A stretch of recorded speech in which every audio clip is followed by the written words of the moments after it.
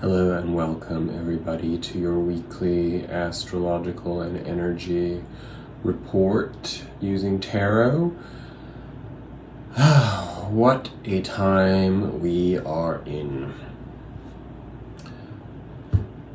It's really overcast, mostly from the smoke from fires, so the air in Los Angeles right now is very unhealthy. It's 100 degrees Fahrenheit outside, and frankly it feels apocalyptic. I'm fortunate that I live somewhere where there's central air, and even though there's rolling blackouts in California right now, we have remained unaffected by these policies, and I really hope that that remains the case, because it gets really hot in this place. Anyway, I'm sure I'm not the only one who's looking at the world right now thinking, holy fuck. Beyond the pandemic, which has been the primary focus, and in America, the news of political party activation into full-on pre-election mode, there are the sparks of war everywhere, particularly in the region of Turkey. I think we'll be paying close attention to that one, right? Because there's always a trigger point, and that's what resonates for me, is the trigger point. So here we are, wanting to move ahead with everything, and guess what's happening? Uranus, the planet of change, transformation, and revolution, is going retrograde in Taurus. Of course, it's been in Taurus for over a year, almost a year and a half at this point, and it will remain in Taurus until 2025. And of course, what does that mean? Well, Taurus is an earth sign, and it's our comfort values and what grounds us in the material world. And all of that is in the process of being turned upside down. But when planets change direction, of course, we know they don't really change direction, they slow down, but they appear to change direction due to their orbit versus our orbit. And what this means is that we actually focus way more on the energy of that transit. We're more affected by it in our daily activities, in the way that changes and shifts manifest in our life. And when planets change direction, that's in that time, that's when they're at their most potent. So I don't like being the bearer of difficult news, but prepare yourselves, because I think that there's a good chance that something pretty radical could shift. Now, of course, something really radical could shift underneath the surface in places that are ruled by Neptune, and Neptune's in Pisces. So as a result of that energy, we can be finding ourselves very much out of the loop of what's actually happening. And these moments, maybe, when other planets shift, that can also be the opportunity for these pieces of information to break free. Or it can also steep us further into our mask identity. The magical thinking that we might have in order to appease our sense of dis-ease, uneasiness. So we all need to take a deep breath, and we also need to be grateful for Venus being in Cancer, because at least that gives us a little bit of a fuzzy feeling in our heart and makes us much more connected to our intuition and our sense of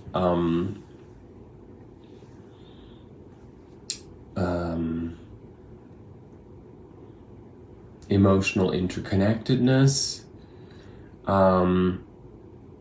And we also have the new moon in Leo on the 19th, which will also be bringing with it, because it's also in good conjunction with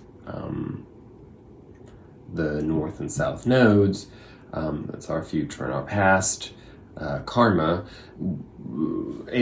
There's an individuation process. There's something very new in our identity that we're ready to birth.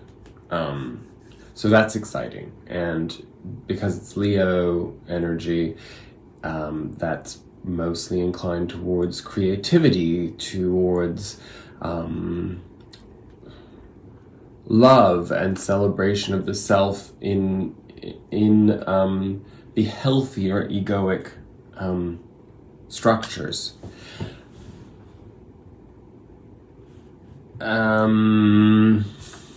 Okay, well, based off of what I've just talked about astrologically, let's go right into our oracle cards. For this week, we got Stillness. And what a beautiful card. But I feel the collective eye roll of more stillness. Really? How frustrating for us all. Well, let's see what the oracle card has to tell us that might give us a little bit more insight, because there is great value to stillness. It's the opportunity to go inwards again, and there's always more to discover. There's always things happening in the outside world that we have to process internally. There's always experiences that we've had or are having in the outside world that we have to process subconsciously in order to then rebirth that information in our identity that will then inform the next steps on our individual paths, right? So stillness is represented by the frozen tundra, just what I love hearing. The tundra is a stark and severe landscape found in both the southern and northern hemispheres. It's usually bereft of most plant and animal life and can only support very low-growing plants such as mosses and lichen. The soil is frozen year-round, so it is impossible for trees to grow in that barren landscape. In the winter, the landscape is very cold and dark, and wild winds surge across the desolation. Even in the summer, the land remains frozen, although the surface can be soggy and covered with lakes, marshes, ponds, and bogs that become havens for millions of migrating birds. And thank goodness they told us about the migrating birds, because every other descriptive there made me want to barf. The sacred landscape wants you to know to take a step back from a project, situation, or relationship, even if just for a few moments. Mend bridges, slow down, breathe, be still, go within. Listen to your inner voice. Take time to connect with your spirit guides, ancestors, and spiritual guardians. Listen to your higher self. Timing is everything.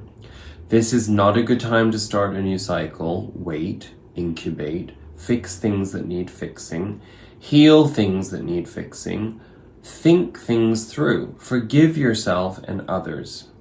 If things seem barren or even bleak, hold on. Just as the migrating birds find new life in the tundra marshes in the summer, you too will expand once again during the coming thaw in your life. So it's just a week of preparation for a certain type of energy. Of course, we've gotten used to the idea that on an individual level, we are not going to be making massive leaps forward in terms of our physical manifestation if we live in areas that are affected by the pandemic. Those of you lucky enough not to live in areas that are affecting people through the fear vibration, well, you have to step up more than anybody because you don't have that stress. And that's a luxury, and one that shouldn't be taken lightly and for granted. And I know that anybody watching this that is in such a position is acutely aware of that. But again, it's a great way to center yourself in gratitude, right? To be mindful of the differences that exist for all of us geographically right now in terms of what our actual reality is. We live in the same world, but under very, very different conditions, and never has that seemed more obvious. Our spirit animal oracle of the week, I did take cards from 3 oracle decks this week. Number 10, Buffalo Spirit, the abundant universe will provide. And that message is, Buffalo Spirit comes to you now to remind you of the amazing manifesting power of gratitude and the extraordinary potential available to you when you adopt a mindset of abundance. The ancient people of the Americas saw the buffalo as a symbol of abundance because the herds roamed far and wide and provide so many gifts. I'm sorry, I didn't mean to be poking through there. The meat, the hide, the bones. The tribes who hunted the buffalo used every bit of them, wasting nothing, appreciative of the abundance. So too do you have many gifts available to you. Buffalo Spirit appears to let you know that you are in a powerful time to manifest your desires, not by force or pushing, but rather by following a natural path that rises up before you, trusting that there is always plenty to go around. Whether it be love, money, inspiration, or support, it's all there for you to claim. When you are grateful, you immediately align yourself with the truth that the world is rich and teeming with resources. There is always more than enough, and you are always enough. At this time, you can expect all your intentions and needs to come into a form that is right for you. Your heartfelt gratitude is making you a magnet for miracles. Buffalo Spirit's message is to remind you that you co-create your reality in partnership with Spirit. So offer up your thanks and your prayers even before you see conditions you desire, not just for yourself, but for others too. Then you will quickly see the results in tangible ways. Gratitude has the magic to grow the good. So offer thanks and praise as you acknowledge all that you have and all that is possible. Well, I think that is a perfect focus for our energies in the week ahead in this stillness, because sometimes we lose sight of gratitude, and sometimes we color our life with shades of emotional poverty and trauma recall. And we're really being pushed by the astrological energies at present to move beyond those things. We know that, of course, but it's easier said than done. But when the universe provides us with the opportunity to kind of have a mega dose of doing that work, we are advised to step up and take that opportunity. Our final oracle card from the Wisdom of the Oracle deck is Imagine, number 20. And this is more like a word association thing in this deck from the Oracle book. But the essential meanings of Imagine are to turn to imagination and focus on it into bringing it into manifestation, creative thought, visualization, the power of aligning imagery and feelings, creativity, illusions. Who do you want to be? What do you need to believe in order to have the life you want? You were gifted with the power to imagine.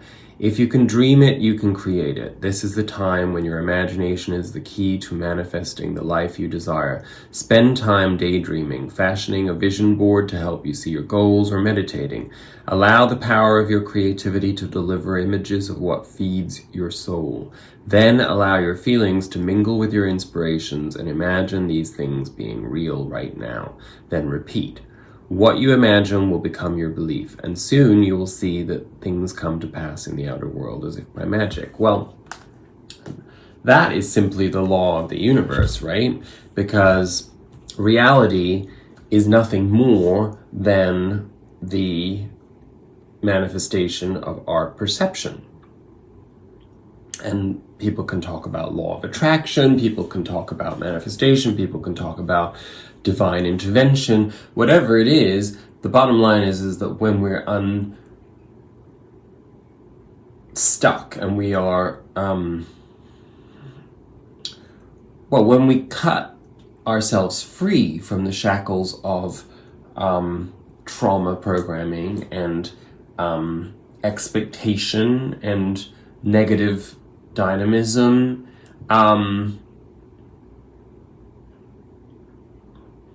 we open ourselves up to a giant kind of what could seem like a void or a black hole, but is in fact a portal to transformation, because when there is nothing there, that means that we've created the space to allow things in, new things, which comes up in our Osho Zen reading this week. So, our underlying energy, again, pretty much on message here, isolation. This is the Three of Swords. So,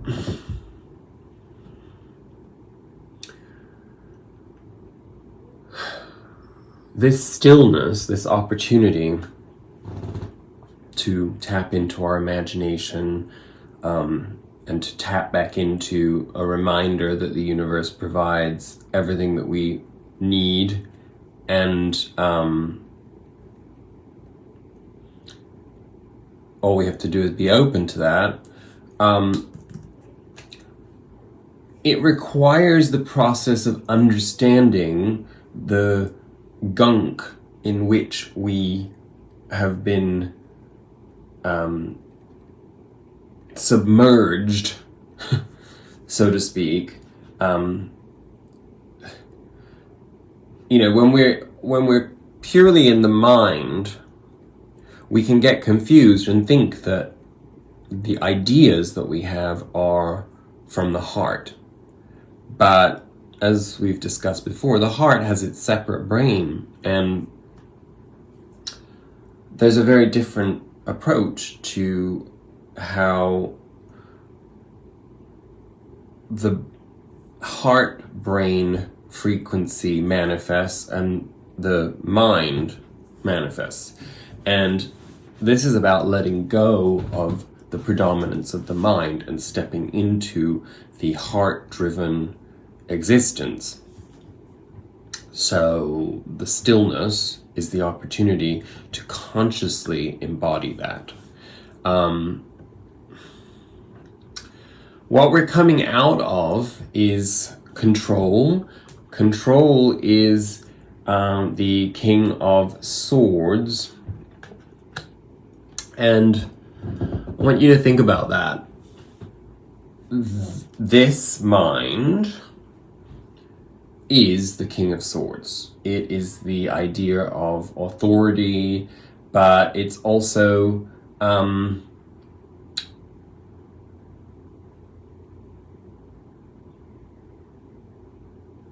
it defines us in a sense of needing to have authority and control over our environment and over others. The King of Swords is meant to actually come into a place of knowingness, so that those egoic driven pathways cease to be alluring to us.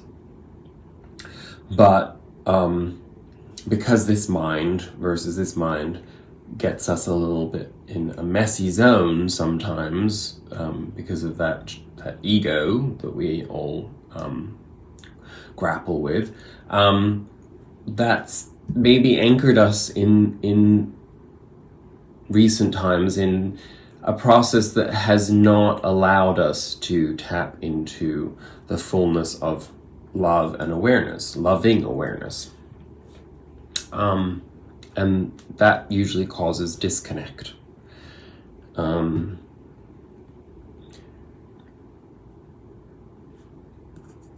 there, we move in our past energies into the experiencing, which is the Three of Wands, which is an interesting dynamic, because what that puts us in the position of is expectation. And while expectation does, from a spiritual perspective, tend to carry a lot of negative connotation to it, there is it's important to understand that with expectation exists as a result of planting seeds. In the traditional tarot, this is waiting for our ships to come in, because we know that we are expecting cargo or a harvest or whatever you want to call it, because we've done the work, we've planted the seeds. But again, it's so important not to stay in this part of ourselves and to find ways of shifting from the intellectual concept of expectation into the certitude of provision that the heart offers.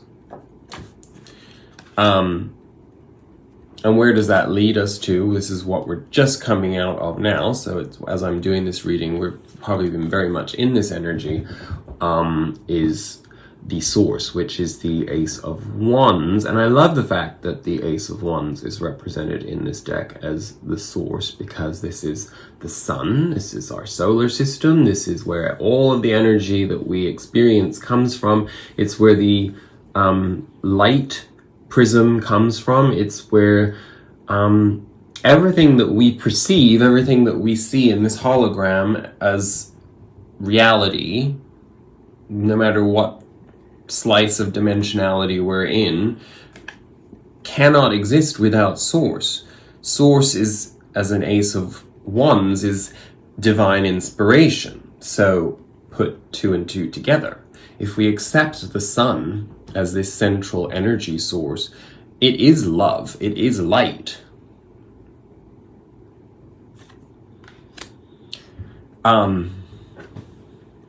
So to put that together, in letting go of that sense of control, that's gotten in our way so much, and moving out of expectation into a place of experiencing, in other words, allowing the flow in, we connect to source.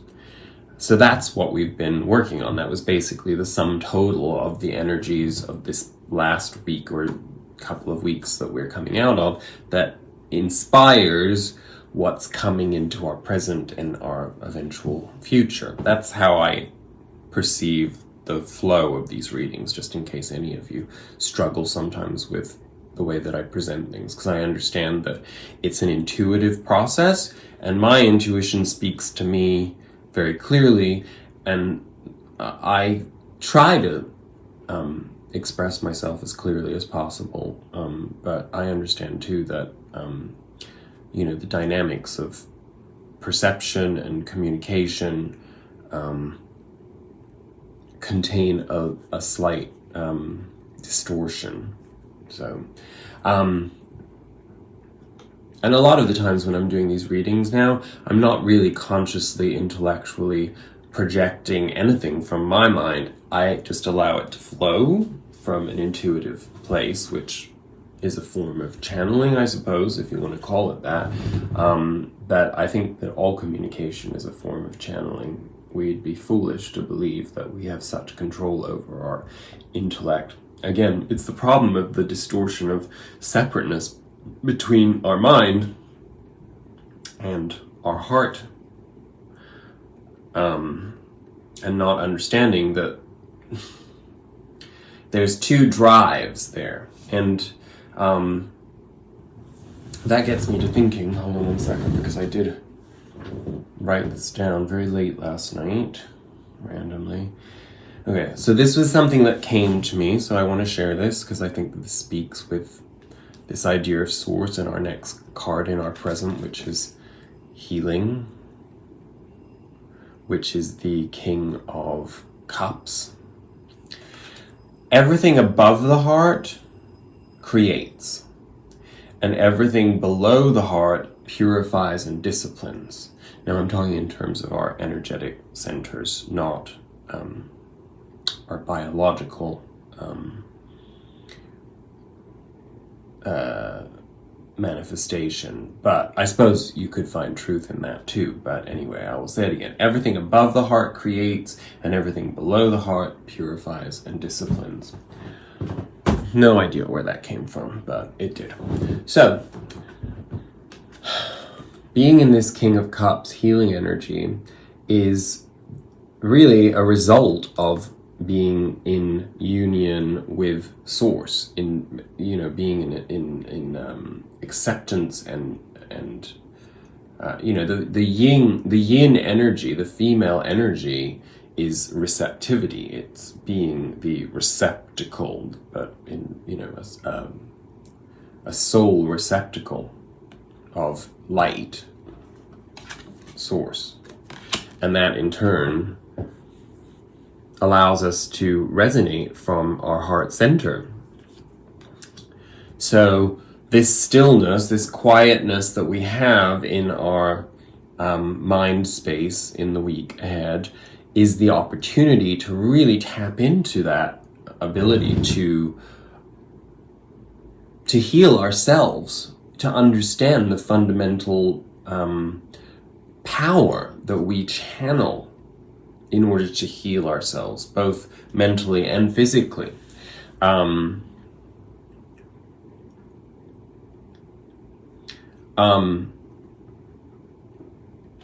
As a result of this knowledge coming into our daily rites of passage, we move into ripeness, which is the Nine of Rainbows, the Nine of Pentacles. So what does the Nine of Pentacles really represent? The Nine of Pentacles represents having had such an enormous amount of experience that there's just a natural abundant flow in us. There's an inner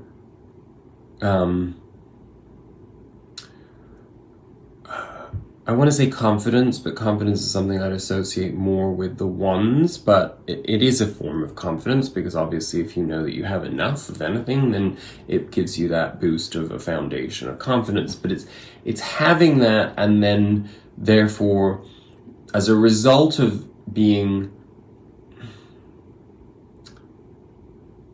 not satiated, but in full awareness that as above, so below, and being in that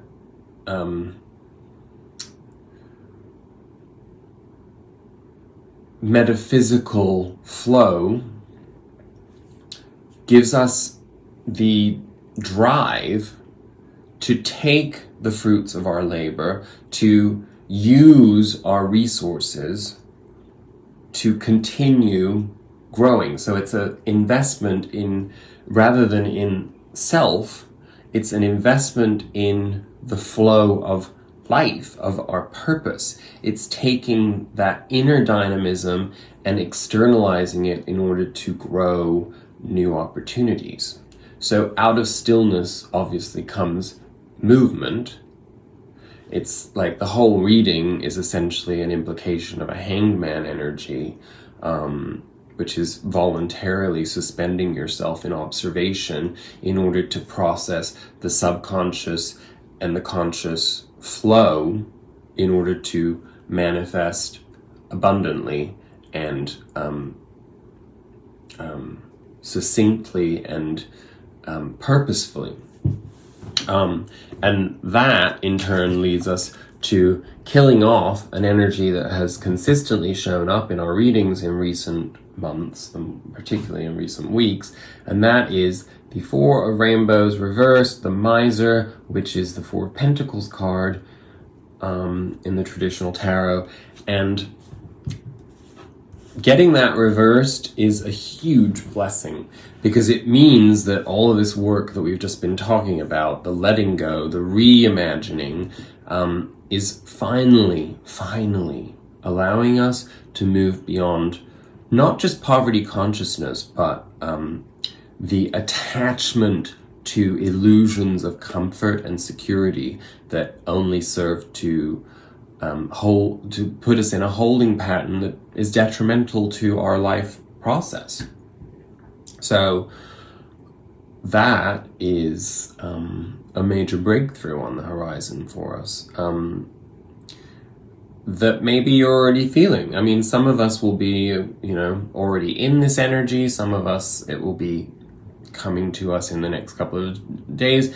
And, for some, perhaps more self-aware beings, this will seem like an activation of an ongoing process, a new leveling up of the activation of an ongoing process. Of course, it's ongoing for all of us, but it's just the degree of self-awareness we have and the degree to which we've applied ourselves to the tools that we have come to understand that serve our spiritual awakening, emancipation, exteriorization of into manifestation.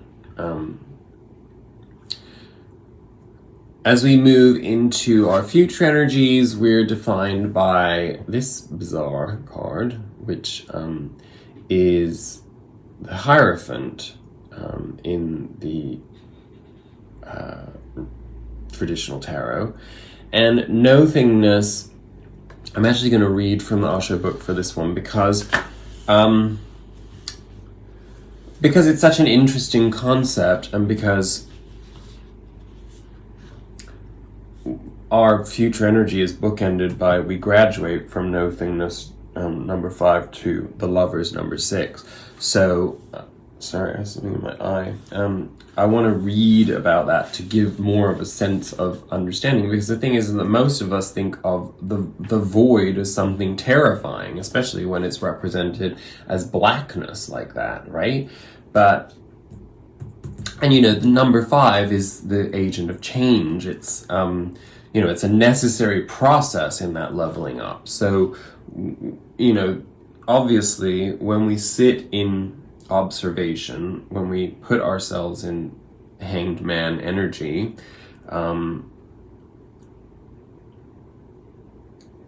all that can come out of that is rebirth, re-energization, re-emergence of the life force externally.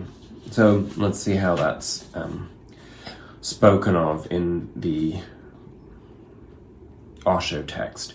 Being in the gap can be disorienting and even scary. Nothing to hold on to, no sense of direction, not even a hint of what choices and possibilities might lie ahead. But it was just this state of pure potential that existed before the universe was created. All you can do now is to relax into this nothingness, fall into the silence between the words, watch this gap between the outgoing and incoming breath, and treasure each empty moment of the experience. Something sacred is about to be born. Buddha has chosen one of the really very potential words, shunyata. The English word, the English equivalent, nothingness, is not such a beautiful word.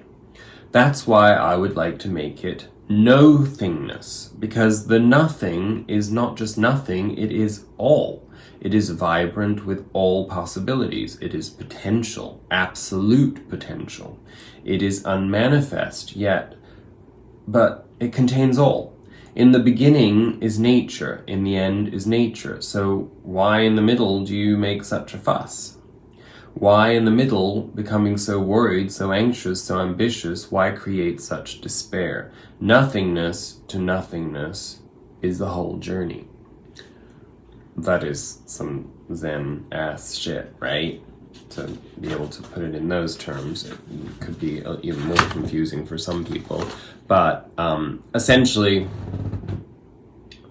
it's the power of now. It's the power of being present. It's the understanding that there is only the present moment, and so therefore being attached to past and its outcomes, and being attached to the expectation of the future. Remember, we started out with that control card that we let go of because we put our faith in Source, and that led to healing, abundance, the ability to move beyond poverty, consciousness, and restriction into this great openness, infinite openness, so that the flow can just continue completely unhindered. And that is really exciting. But it terrifies us as humans because we're so used to defining ourselves by things, possessions, relationships, experiences, culture, but none of that exists in the heart's mind or the brain. These are illusions that are there essentially to give us the opportunity to level up, to raise the vibrational frequency in order to keep Gaia in a perpetual ascension of positivity and love light. Sometimes I think to myself, if I had met this version of myself 10 years ago, I would have punched me in the face. So if when I talk like that, you ever feel like you're like, oh my God, shut the fuck up, you new age babbling baboon, I understand, but that is the beauty of growth. That you can feel that way, and I'm unaffected by that, and I'm willing to be my authentic self with humor, with emotional authenticity.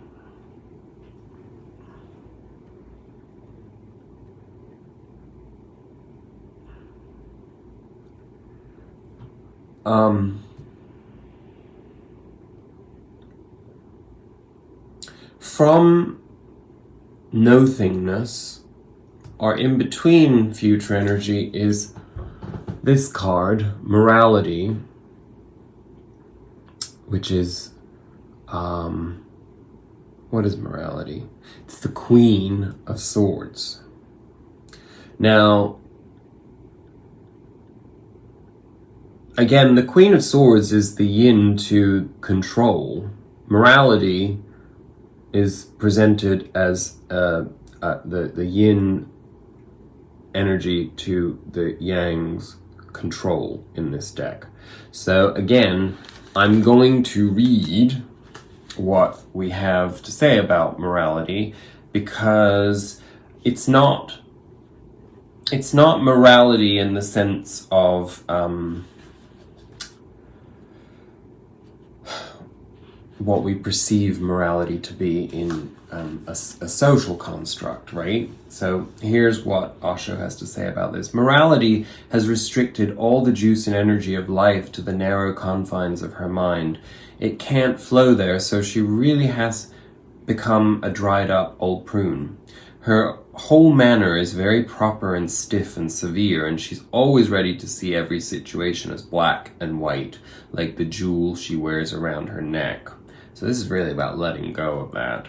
The Queen of Clouds lurks in the minds of all of us, who have been brought up with rigid ideas of good and bad, sinful and virtuous, acceptable and unacceptable, moral and immoral, it's important to remember that all these judgments of the mind are just products of our conditioning, and whether our judgments are applied to ourselves or to others, they keep us from experiencing the beauty and godliness that lies within. Only when we break through the cage of our conditioning and reach the truth of our own hearts can we begin to see life as it really is. Bodhidharma far transcends moralists, Puritans, so-called good people, do-gooders. He has touched the very rock bottom of the problem. Right? Unless awareness arises in you, all your morality is bogus. All your culture is simply a thin layer which can be destroyed by anybody. But once your morality has come out of your awareness, not out of a certain discipline, then it is a totally different matter. Then you will respond in every situation out of your awareness. And whatever you do will be good. Awareness cannot do anything that is bad. That is the ultimate beauty of awareness, that anything that comes out of it is simply beautiful, is simply right, and without any effort and without any practice. So rather than cutting the leaves and the branches, cut the root. And to cut the root, there is no other method than a single method. The method of being alert, of being aware, and of being conscious. And that's the problem for a lot of people. Intellectually, awareness is a painful state, something to be escaped from.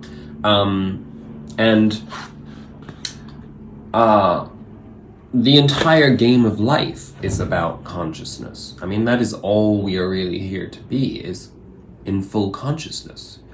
And so much of our society, as it's been perverted, has been about moving away from consciousness, finding ways to disenfranchise ourselves from the beauty of infinite consciousness. If we can accept everything, if we can be fully present in all of our experiences, then what we consider right is in everything, because there's no wrong. I don't know if that makes sense, but that's really what that dilemma is all about. It's stepping outside of that need to see everything in terms of light and dark, right and wrong. Everything is as it is meant to be. And personally, I think that you exist in so many infinite dimensions, or dimensional realities, should I say, that what you don't do in your conscious mind right now, some other version of yourself is exploring. In the infinity of consciousness, there is no limit. We only limit ourselves in order to fit into the social construct of the illusion of life experience as we see it. Everything is a game. Sometimes you win, sometimes you lose, but at the end of the day, those are just concepts. You're always really victorious, regardless of winning or losing, because you are.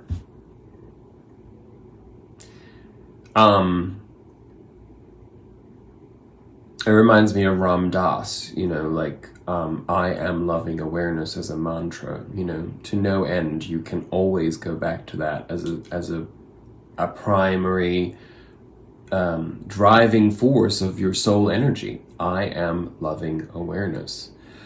Repeat that in your nothingness and see what comes to you. See the beauty of what that represents. I am loving awareness. And where does that lead us to? It leads us to our outcome of our future energies with number 6, the lovers, which is the major arcana following nothingness. And again, I'm going to read from the book because I feel like the depth of the conceptual notions of these things I cannot do justice to other than in large concept words. So we'll go with the commentary as it will be insightful.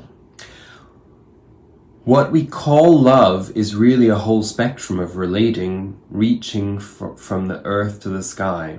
At the most earthy level, love is sexual attraction. Many of us remain stuck there because our conditioning has burdened our sexuality with all kinds of expectations and repressions. Actually, the biggest problem with sexual love is that it never lasts. Only if we accept this fact can we then really celebrate it for what it is, welcome its happening, and say goodbye with gratitude when it's not. Then, as we mature, we can begin to experience the love that exists beyond sexuality and honors this unique individuality of the other. We begin to understand that our partner often functions as a mirror souls, reflecting unseen aspects of our deeper self and supporting us to become whole. This love is based in freedom, not expectation or need. Its wings take us higher and higher towards the universal love that experiences all as one. Now think about that. Our whole society, post-romanticism, has been about ownership in relationship. Sexuality being a driving force of unions, legal unions and socially recognized unions that always end up being tarnished by jealousy, possessiveness, control, morality, shaming. Yeah, the list goes on. I mean, I'm sorry for those that are watching this who are in romantic relationships, but you're deluding yourself if you think that you can transcend those restrictions without letting go of that possessiveness that is inherent to romanticized notions of sexuality. That's a tricky one because our world is pornographied. I mean, everything about our culture is about fucking. Forgive me for using language that you might not like if you don't like the word fuck, but it's just a word, who cares? And it's kind of gross, you know? For those that feel morally repulsed by sex, you know, yes, there's psychologically a problem. There's elements of trauma in that, you know, but that trauma is usually a reflection of the fact that the inner knowingness is that there's something sacred about sexuality, something about sexuality that is meant to elevate both parties to a spiritual, magical communion, and that's not going to happen when, you know, you're like looking at sex as an opportunity to exert power over somebody else, to humiliate somebody else. I mean, the majority of pornographied sexuality in today's world is about humiliation and control, and it's not cute. And personally, I don't participate in it because for years I did, and I felt like shit as a result of it. You know, yes, there were great moments in my life of sexual fulfillment, but they came from the drive of an egoic illusion. And I think it's really hard for people to take a long, hard look at themselves and understand that, you know, mainly because then you have the moral police that are there to try to impose shaming upon people about sex in order to make them feel uncomfortable for exploring that part of themselves. So it's a personal journey, and as this whole reading kind of implies, like having a relationship with yourself and allowing that to flow through your crown from above, you know, and tapping into your kundalini. That's where that's where you'll find your truth. It's not going to be an intellectual answer, right? It's an energetic answer, and that exists outside of the moral police hierarchies, and that's really why sex is something that's very private, right? It's not private for the reason of what's the word I'm looking for? Inhibition and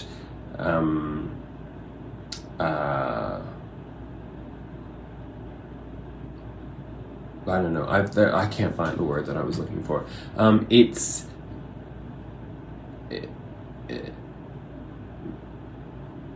Puritanism is what I was really meaning to say. It's not out of Puritanism that sex is private. It's because it's something that cannot be socially defined. No matter how many manifestations of Grindr or Bumble or whatever the fuck else people like use to whore out their bodies, like, and their souls, you know, you only have yourself to answer to in terms of how you make yourself feel through that process. Again, sorry, I don't want to go off on some preachy angle on sex. I'm just saying that it's really difficult in our society to transcend the restrictions of how sex has been portrayed to us and how limited we've become as a result of those restrictions on ideas and exploration and spirituality and sexuality. And the clarifier on... Oh, I was going to read the other part of the Lovers. Sorry, this is going to be an hour-long video. The clarifier on the Lovers is the Celebration card. I will look into that.